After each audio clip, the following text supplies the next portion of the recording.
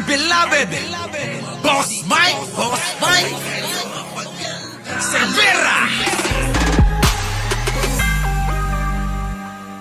Akan group of contractors as they have been known to casino employees, complete with valid identification cards, dating district engineer ng Eto, mga kababayan, yung mga walang yan district engineer, binulgar na ho ni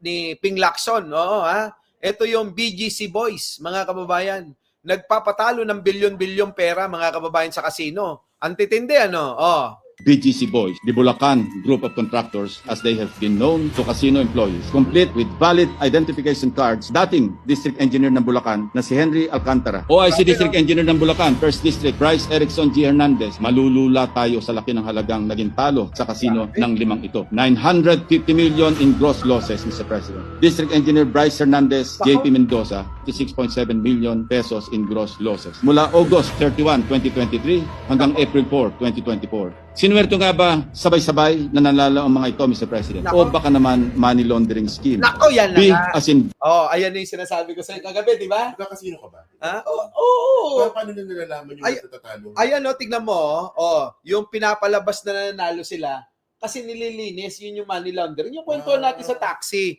Ikinikwento ko sa kanila to kagabi, mga kababayan, na dahil nga sa dami ng pera, kailangan nilang magsugal para palabasin na nananalo sila.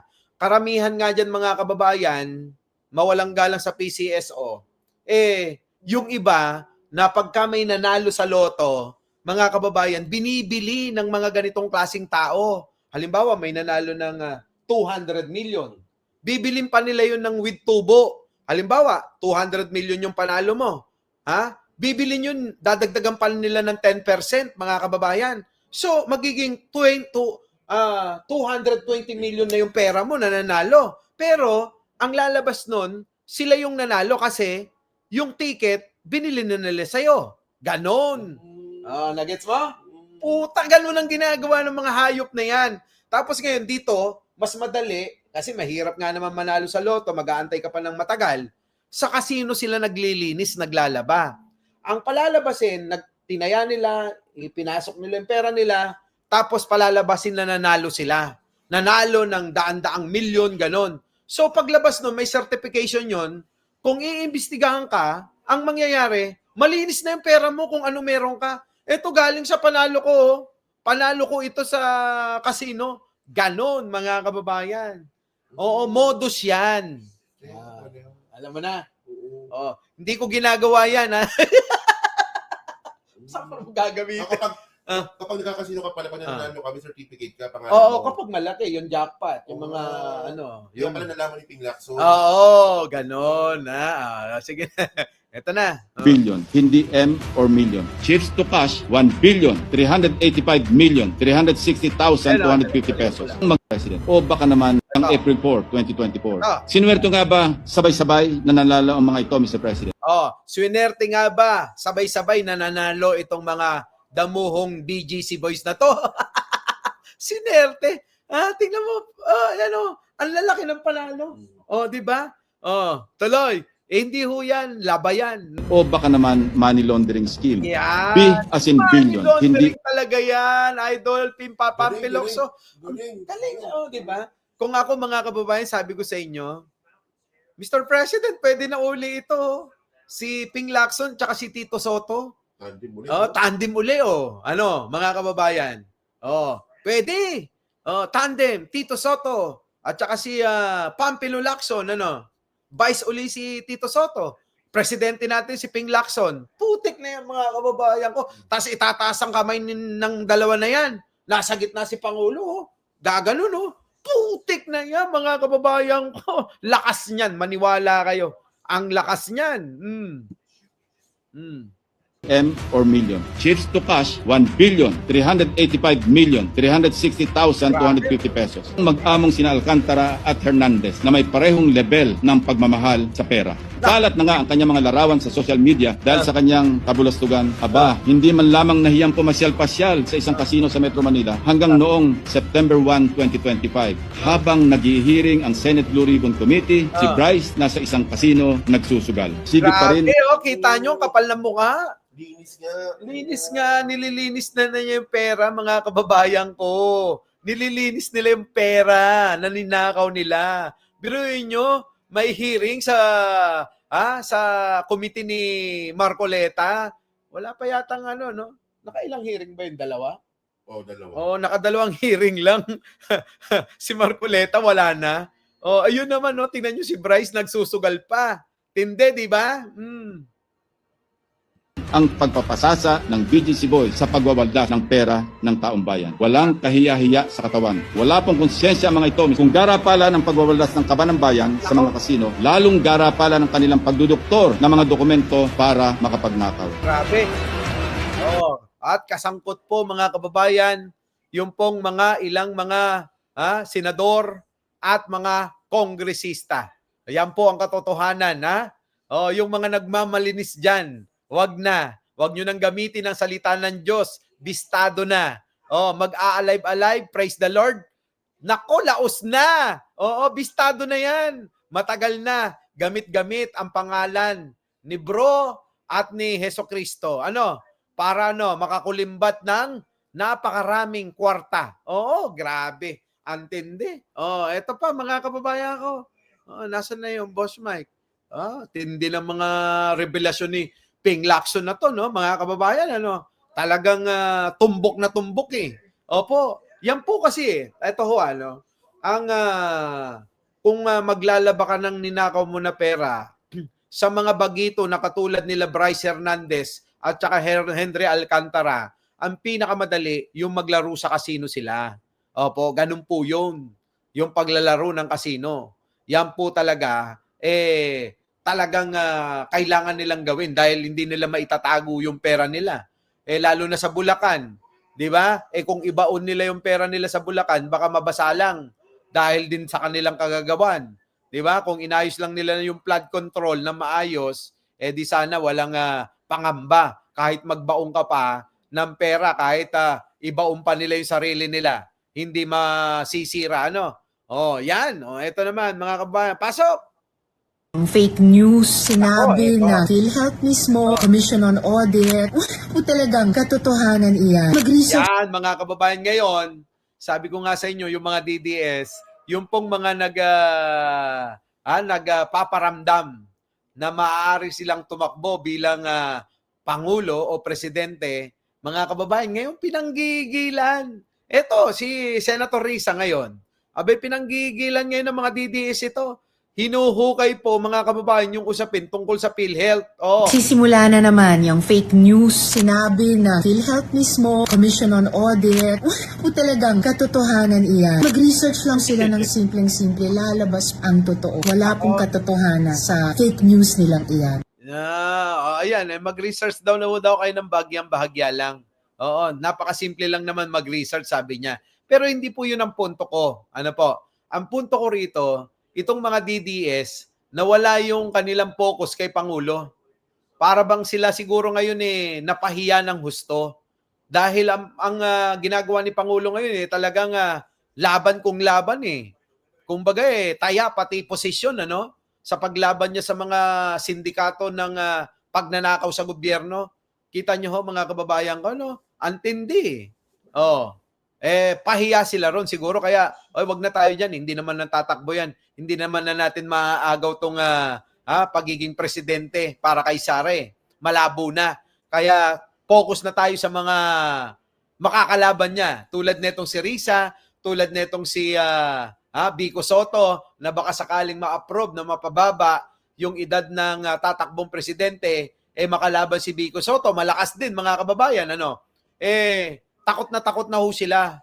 Di po ba? At patuloy na ho yung pagbagsak pa ni Sara sa mga interview po, Kali survey ng mga nakakausap ni Stephen Lee. Yan po yung kanyang content ngayon, yung mag-interview, mag-survey sa kalsada ng ilan nating mga kababayan. Abay mga kababayan, lagi pong si Vico Soto, ambok ang bibig nila.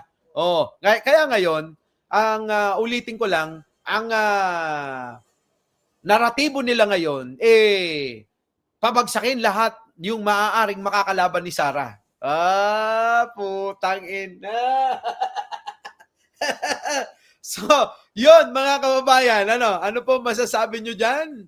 Nako po, oo. Ano pa ba ito? Ito, isa pa to, tingnan nyo. Ano ba to? Ayan, nako, hindi ko mabasa, hayop na yan. Dali nga, tanggalin ko yung salamin ko. Hindi naman pwedeng makakuha sila ng proteksyon ng gobyerno, pero ang dami nilang nakuhang pera ng bayan. Unfair sa mga kababayan natin yun. Si Diskaya, mga kababayan ko. Ito ho yung pinipilit ni Marcoleta na gusto kong mag-offer sa kanya na maging model sa Air Asia. Pwede sa 360 salon. Pwede rin doon. Pwede. Mga kababayan, pinipilit ho niya na maging state witness itong si Diskaya. Sabi ni Tito Soto, mga kababayan, paano mo namang gagawing state witness yung sandamakmak na pera ang ninakaw niya sa ating mga kababayan, sa ating bansa, sa pondo ng gobyerno? Di po ba? Tingnan nyo mga kababayan, di ba? Hindi naman po pwedeng ganun. Isoli mo lahat ng mga ninakaw mo, baka maaari pa pumayag yung tao. Pero hanggat ikaw ay isa sa pinakamalaki ang mga nanakaw sa kaban ng bayan, teka muna, di ba? Oo, ang saya na ng sambayanan. Sabi ni Rosie Borton, no? Marcoleta Project State Witness. Di ba? Ito yung pinipilit kasi ni Marcoleta na ilagay daw sa state witness itong sila Diskaya. Kasi mga kababayan, tingin ko lang naman baka sa kampo nila Marcoleta nang galing yung mga binabasa ng mga Diskaya. Ikaw, si Takero. Isingit ako diyan. Game. Kasi naalala mo yung yung interview ni Luistro kay Diskaya.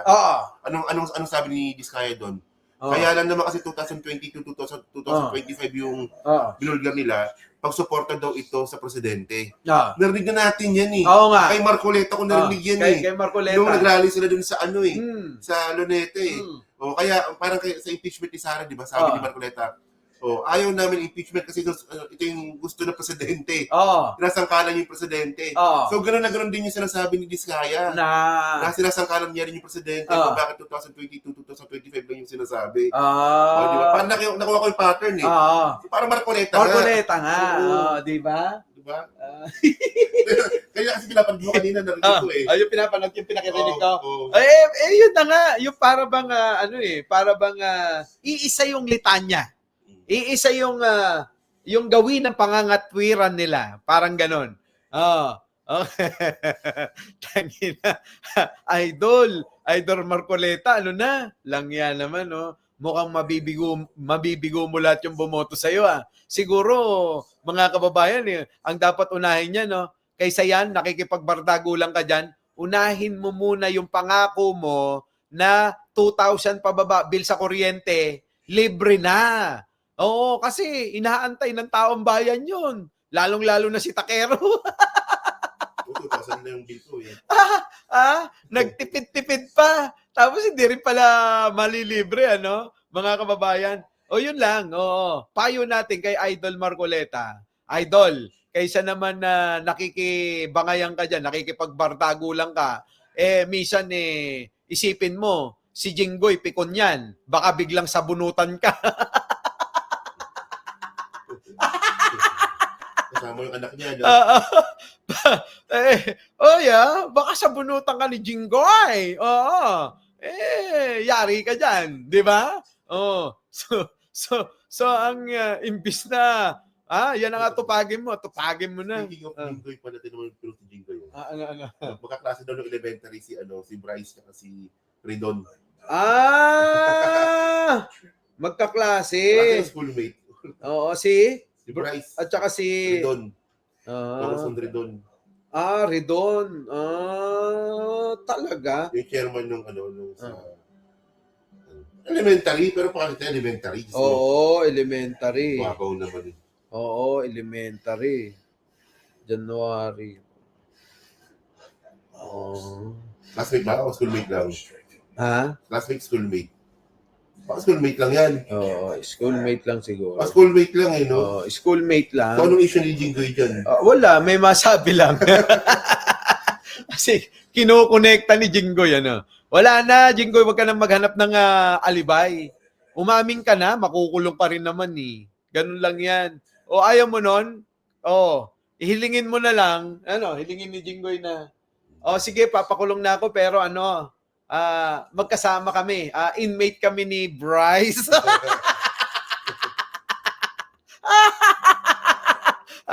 Hilingin mo na lang na gano'n para hindi ka malungkot.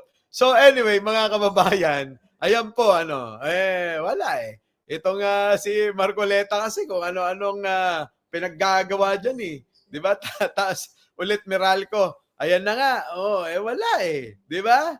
So yun, mga kababayan, hanggang dito na lang at maraming salamat po sa inyo. Ano po? Siya, 3,600 halos. Opo. So paano? Kita-kita po tayo mamaya at magpapahinga muna si Takero kasi natulala to kahapon eh. Natulala po. Sige na. Maraming salamat po at huwag niyo kalimutan mag-like, mag-share at mag-subscribe bago tayo maghiwa-hiwalay. Muli, ako po ang inyong lingkod. Kasama ko si Takero Miyamoto. Nagsasabing mahalin natin ang ating kapwa. Pagdasal po natin lagi ang ating bansa. Maraming salamat po. Our beloved Boss Mike Cervera.